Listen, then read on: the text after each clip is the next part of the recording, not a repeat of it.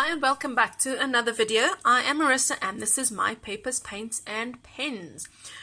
What I have for you today is a very requested video, a tutorial on how I made my ruggedy rulers. Okay, these ruggedy rulers, as you can see, they have the ruggedy edges, and this one has the ruggedy edges as well. And I did this so that I can tear paper with. Yep, paper. And what it does is it just tears paper nice with that ruggedy edge. Okay, this is the good cardstock, so it just does that. It's like torn paper. It imitates torn paper. You see that? There we go. Lighting, there we go. And even just like, just as we love it. And I can try that on some scrapbook paper. It's nice and thick as well. Alright, and that's how it looks. Okay. And then we still have the round one, which I really thought this one wouldn't work. But it does. It really does. Okay, let me just try that. Get that. You just got it. Okay, and it really does work. Fantastic. Love that. Alright, so it even works with scrapbook paper, it works with cardstock. And what did I do? Well, bought a ruler. Okay, this was a pack of rulers, a whole bunch of them.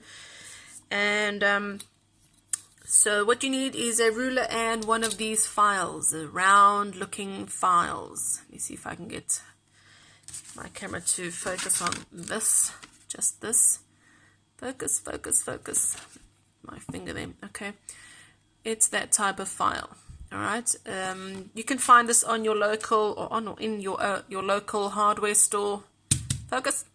In your local hardware store, basically, you can find these things anyway. It's just a file, like you know, like sandpaper, but metal and round.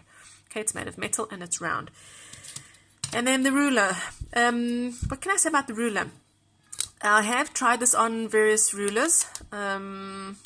I bought 3 types of rulers and I found one more hard. How can I say? The plastic was more hard. You can see it wasn't as flexible. This one isn't as flexible, and what happened was when I did this one, can you see that there? There we go. Can you see that there? Kind of cracked. So that's what you must be careful when you buy your ruler. If it's those nice flexible ones, it won't crack as much.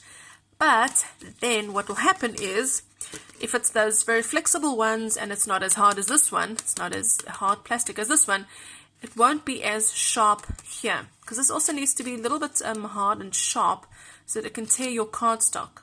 Alright, if you're just using old book paper that's nice and thin, those nice flexible ones will do fine. But if you're going to use cardstock and scrapbook paper, you'll need something that's actually quite hard and sharp. So I like using these ones, although they do crack, but that doesn't bother me as long as it doesn't break. And this cracked because I used that machine, you know, those machines that that you just close them up like this. It clogs them up like that. You get a little thing that spins, or not, that turns, and it goes, closes up. All right, I used that, and I put it up there like that. All right, and then I just did my thing. So let's get to work. You start at one end. I'd start at one end. You can start wherever you want. I like to start at one end. And this does make a very messy job, so protect your surface. Okay, it's going to make a lot of plasticky, and it's going to make a noise, so watch out for the noise. So I like to start not very close to the edge. Give it like 1 centimeter in. All right, that would be about not even half an inch. And all you do is just sort of start. Okay, some rulers are very easily to just, you know, if you do just one, it'll really get you a nice little hole. That was one there. Okay, if you do it a lot, you'll get a nice deep hole. Let me see if I can get that. Clean that up. Alright, can you see that? It's very messy. Alright, so try not to make it, well, I like to make mine not even, so not every single groove is the same. Where did I put my rulers? I like to make ones deeper than the other. Focus here. like to make ones deeper than the other, so that's not, those two aren't that deep, this one's deep, that one's even deeper, and then you can leave like these little spaces here that has nothing on them, so make it like little uneven. So, but you'll get the hang of it once you start. And if you go in and it like goes all the way, don't worry about that. Sometimes it's hard to control, especially if it's a very hard plastic. Okay. And then you just carry on. Makes an awful noise, but clean it up and just see how you're going. Alright. See, that's the deep. There was the first one here, and then went that one, and then that one's not the deep, and I left a little space here, but it still went over it a bit, and that one's deeper. And then you can make them as big, you can make them the size of your file, okay, or you can actually just roll it up more and make the groove slightly bigger. Let's see if I can do that here. It's harder if it's a very hard plastic. And sometimes you just can't do it and your hole just gets bigger, so careful about that. You don't want the hole to be very, very exaggerated in comparison to the other holes. And one thing I do advise is if you start this way, okay, if you start filing it this way, don't turn your ruler and then go back that way. Alright, because that's just going to mess up the sharpness on one side. Because you want that sharpness on one side so they can tear the paper. Okay, and basically that is what I do. Okay. Nothing to it. There's no science to this. The more uneven and the more crooked your circles are, the better. Because if your circles are very perfect, well, you're just going to have those loop, loop, loop on your torn paper, and it won't actually look like it's torn. It'll look like someone actually cut half circles on them. Okay, so there we go.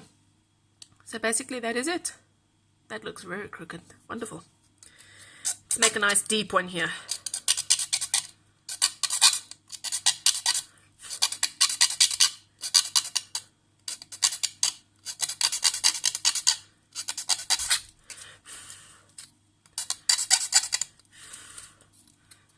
Alright, there we go. Okay.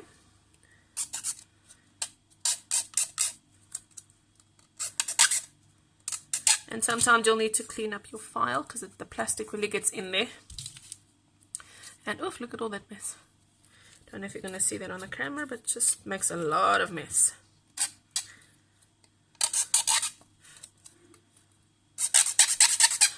Okay, and I'm not going to do the whole ruler with you because it does take about 5 to 10 minutes to do this size of a ruler.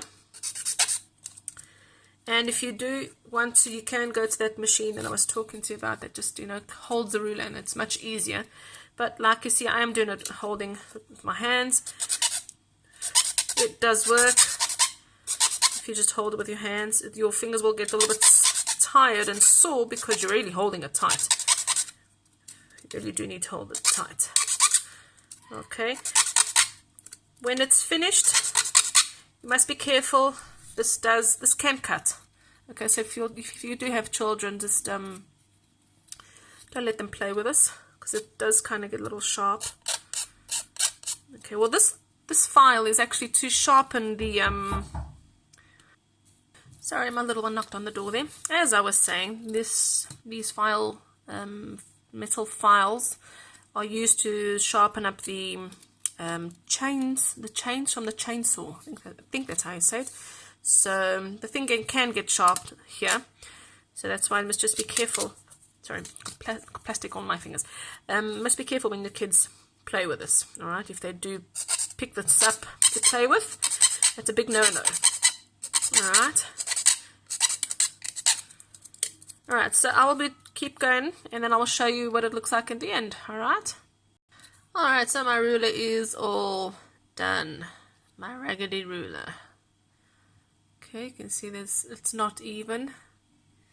Got some nice deep grooves, some nice very light grooves, and that's it. Alright, so that's my Ruggedy Ruler. I will be putting some of these on Etsy, just in case you really don't have the patience to make your own ruler. So check that out on my Etsy store. Alright, and I hope you enjoyed this tutorial. And if you make some of these, be sure to tag me on Instagram. Alright, see you later.